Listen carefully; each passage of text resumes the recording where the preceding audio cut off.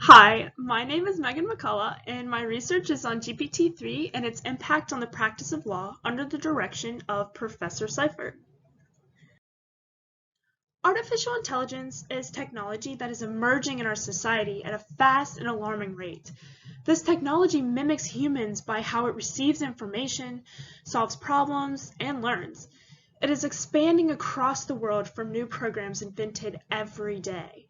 In order to grasp what AI is, an example is when you are texting or typing on a device and it gives you options on what to say next, based on previous phrases you have said before.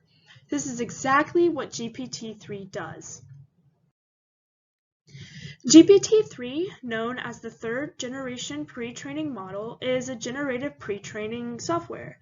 This software is a natural language processor that recognizes writing patterns and then uses these patterns to generate writing. This model was created by the company OpenAI. This company is a non-profit organization that researches and distributes AI technology with the goal to benefit humanity by using artificial intelligence. You might be familiar with one of the founders, Elon Musk. They licensed GPT-3 to Microsoft in 2020, meaning they are in control of the code and who has access to it. I have to highlight that this is interesting because the purpose of OpenAI was for their code to be open for use by other companies and businesses, hence the name. GPT-3 is a third model, meaning two models were made in previous years. There is not much information regarding the first model, but GPT-2 was not released because of complications and was portrayed as quote-unquote dangerous. The text it would produce was sometimes racist and destructive, with only a portion of the code released. The third model was created with the intention of lessening biased results, after failing to reduce them in GPT-2. GPT-3 is sought after in law for its efficiency in drafting legal documents. As of now, in 2020, only beta testers have had access to GPT-3. Beta testers are people that test almost finished products for creators to see how their technology will perform in the real world. What's crazy is that GPT-3 is presumed to be commercially available in 2021, which is this year, and includes lawyers.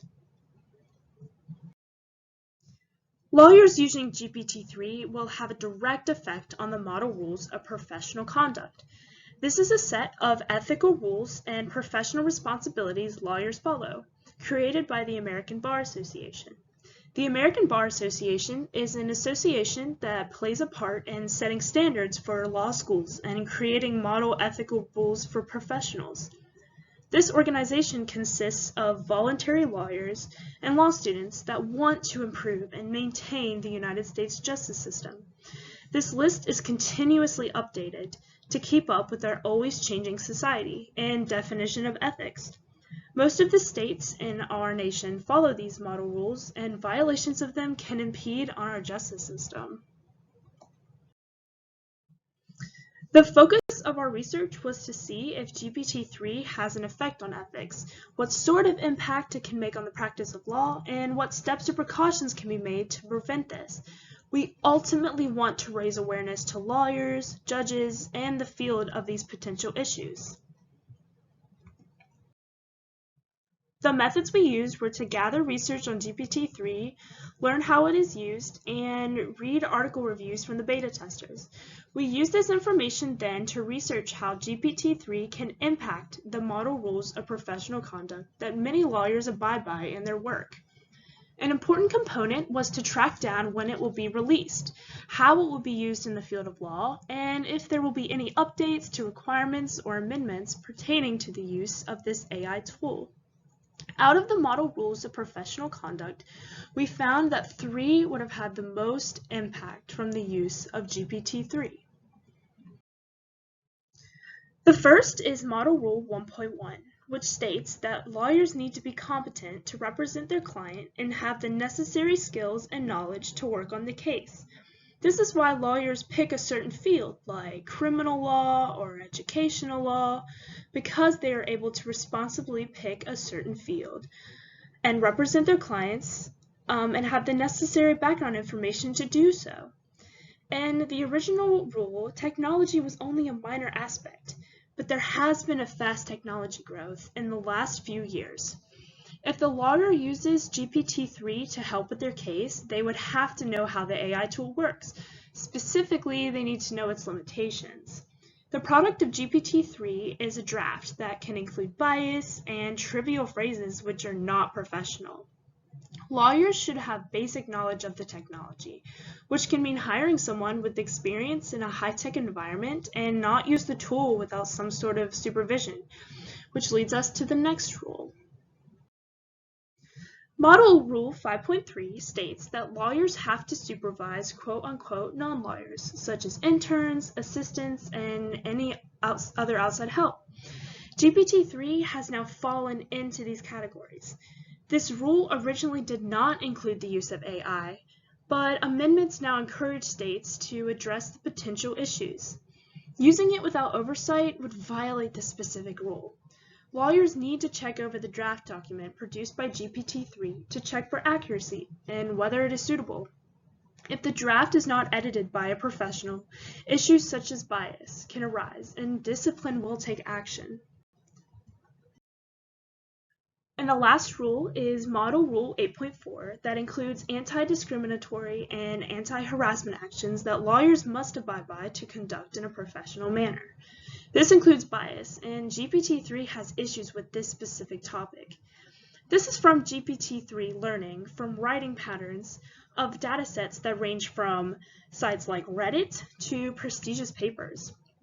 Keep in mind, the data it collects has all been written by humans, and the specific technology uses it to write legal draft documents. There was evidence of bias, specifically religious bias, where GPT-3 compared the word Judaism with smartest and Islam with terrorism. Another example of bias was when it associated she with flattering descriptions of appearances, but not with he. These issues question the accuracy and usefulness of its output. Bias cannot be removed from the AI software. However, lawyers can learn how bias appears in the drafts and whether it should be or should not be used in the practice of law. So the outcomes, as we know, GPT-3 will be commercially released in 2021 and will be used in the field of law. Lawyers want to use this technology because it generates writing instead of only pieces of data. It can be trained on their own datasets and change legal jargon into layman terms. The three highlighted model rules of professional conduct are not up to date with the emerging artificial intelligence technology, leading there to be issues with bias, knowledge of the software, and the accuracy of its output. Some actions that can be taken to help with the problems of GPT-3 is to make amendments to lawyers' duties, specifically the model rules of professional conduct that will include AI.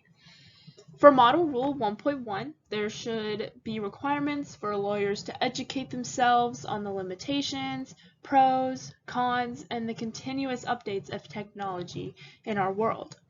For Model Rule 5.3, there should be amendments to specifically address AI and include that lawyers have a duty to supervise this technology themselves. Guidance and other resources should be put into place for lawyers to learn how to competently use GPT-3. For Model Rule 8.4, lawyers should be warned of GPT-3's bias outputs and how to avoid professional misconduct. These amendments can allow GPT-3 to be used responsibly by the field of law without a detrimental impact on ethics. As we have seen, GPT-3 can impact the model rules of professional conduct. Lawyers use these rules to represent their client with the utmost knowledge and ethics. Lawyers and the laws that have been established are the foundation of the country's justice system. The introduction of GPT-3 in the field of law has its benefits and drawbacks. Overall, any question of ethics and their standings in the practice of law will undermine the system we have created and works so well for our people and nation. These are my references. Thank you for listening to my presentation. Have a great day.